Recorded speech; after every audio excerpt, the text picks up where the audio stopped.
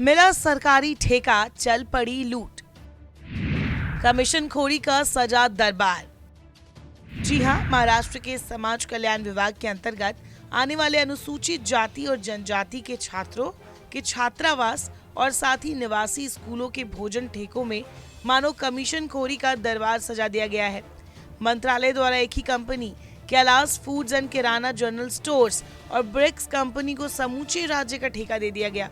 राज्य के 443 हॉस्टल्स और 93 निवासी स्कूलों के छात्रों को उच्च दर्जे का भोजन देने का जिम्मा इस तरह की कंपनी को दिया गया और 16 नवंबर को सालों से यही काम कम कीमत पर करने वाले स्थानीय छोटे ठेकेदारों की सेवाएं खत्म कर दी गई। 5,290 रुपए प्रति छात्र प्रति माह की कीमत सरकार इस कंपनी को अदा करेंगी, ये तय हुआ है और इस कंपनी ने सेवा बंद किए गए ठेकेदारों से ही संपर्क साधा और उन्हें 3,900 रुपए प्रति माह प्रति छात्र कीमत पर भोजन आपूर्ति करने का आग्रह किया, लेकिन इन सभी ने विरोध कर मना कर दिया।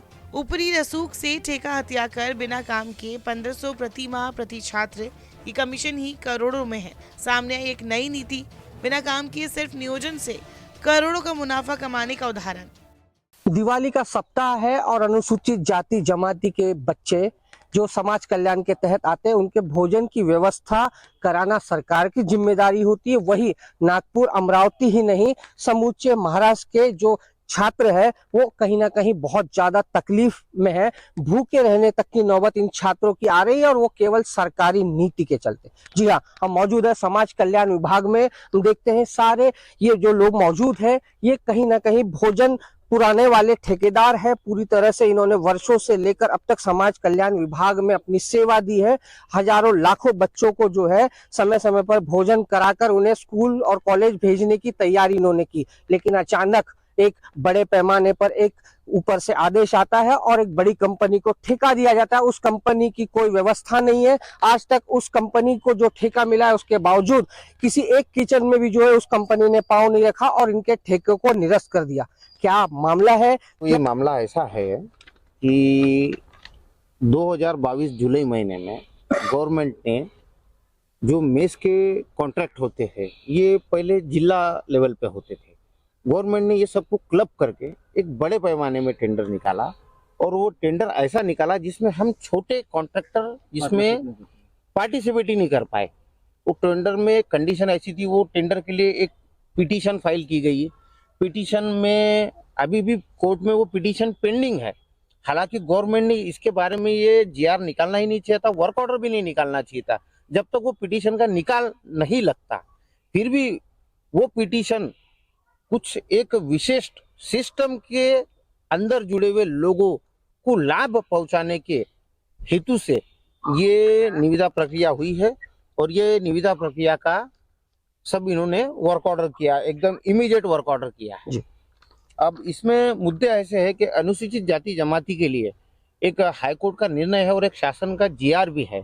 इसमें 4% आरक्षण टेंडर प्रोसेस में ये अनुसूचित जाति के लिए रखना पड़ता है। इन्होंने सबसे पहले टेंडर में ये किया नहीं, इसके भी पिटीशन में फाइल किया, लेकिन इसका भी कोई जजमेंट अभी तक आया नहीं।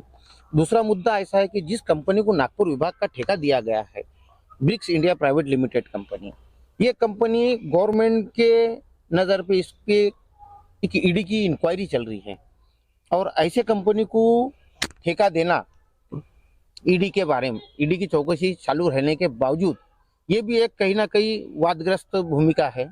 दूसरा सवाल यह है कि ये कंपनी को वर्क ऑर्डर होके 9 तारीख को वर्क ऑर्डर हुआ है। इनको 8 दिन के अंदर एग्रीमेंट करके काम शुरू करना था, जो कि इन्होंने अभी तक किया नहीं। ये कंपनी के पास में ना कोई किचन का सेटअप है ना कुछ है।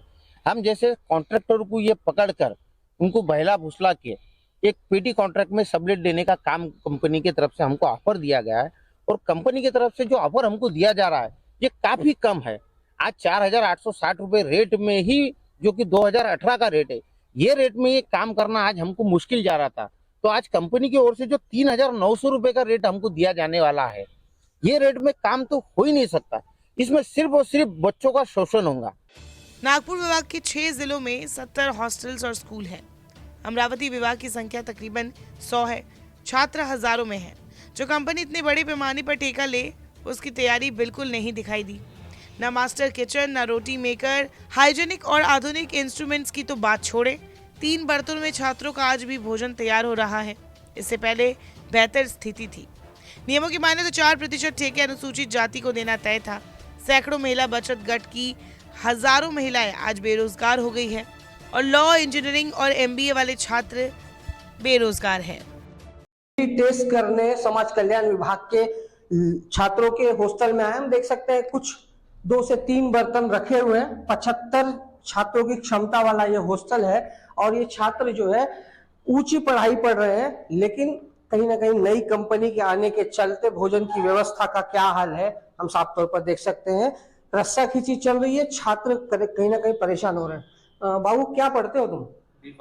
बीफॉर्म कर रहे हो। क्या लग रहा है भोजन का क्या स्थिति है तुम्हारे हॉस्टल में?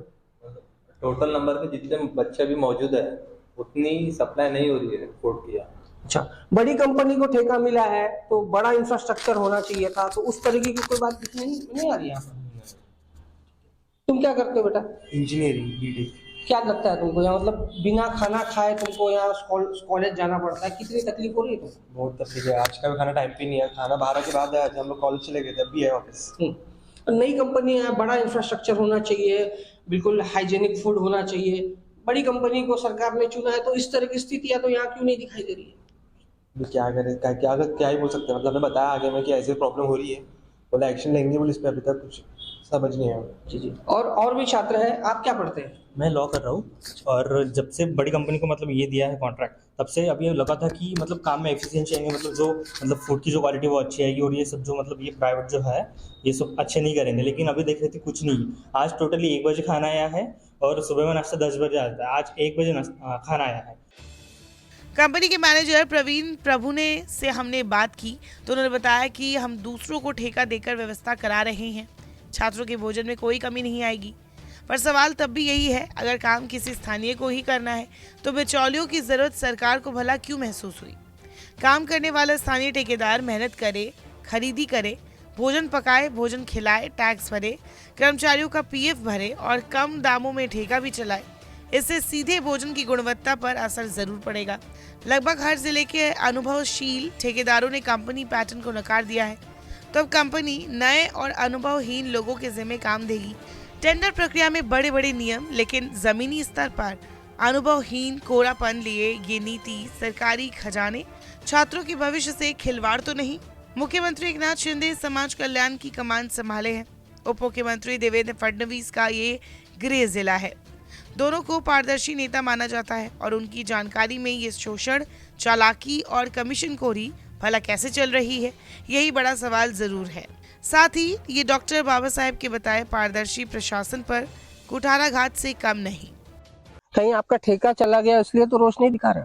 नहीं, ठेका चला गया करके रोष तो बोल नहीं सकते, लेकिन सरकार का एक रवैया देखते हुए ऐसा लग रहा है कि दिवाली के टाइम पे इन लोगों ने कुछ अपने करीब के लोगों को एकदम मीठा मीठा प्रसाद खिला के उनके जो लाड़ पूरे किए इन लोगों ने।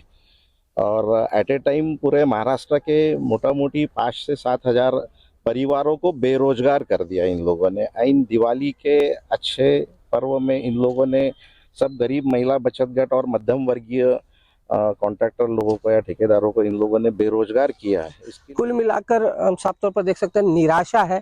यहाँ मौजूद एक एक व्यक्ति जो है 100-100 लोगों को रोजगार देने का काम आज से नहीं कई वर्षों से करता है। महिला ठेकेदार भी है, कई महिला बचत गट जो है इन्हीं जो योजनाओं के चलते, इन्हीं कॉन्ट्रैक्ट के चलते समाज कल्याण विभाग और आदिवासी विभाग में अपना गुजारा चला रही थी, दूसरों को रोजगार दे रही थी। लेकिन अचानक जो है बड़े पैमाने पर बिग शॉट को उतार कर जो सरकार की ये नीति है, कहीं ना कहीं साधारण और गरीब तबके के लोगों को कुचलने की है। साथ ही साथ जो छात्र है अनुसूचित जाति जमाती के समाज कल्याण के तहत जो यहाँ भोजन पाते हैं, तो ऐसी जो पैराशूट वाली बिग शॉट कंपनियां हैं वो उनकी उदर निर्वाह किसी भी तरह करने में अभी तक तो सक्षम नहीं दिखाई दे रही। किसी भी एक हॉस्टल में भी जो है इस कंपनी द्वारा इंफ्रास्ट्रक्चर या मास्टर किचन का सेटअप नहीं किया गया, तो हजारों नहीं राज्य के लाखों बच्चों को ये कंपनी किस तरह उनका जो भोजन पूर्ति वो पूरा करेगी? क्या सिर्फ कमीशन खोरी के लिए ही ये नीचे से लेकर ऊपर तक ये जो तंत्र है इसको चलाने का मंसूबा है? और समाज कल्याण विभाग चूंकि सूबे के मुख्यमंत्री एकनाथ शिंदे का सीधा वर्चस्व है,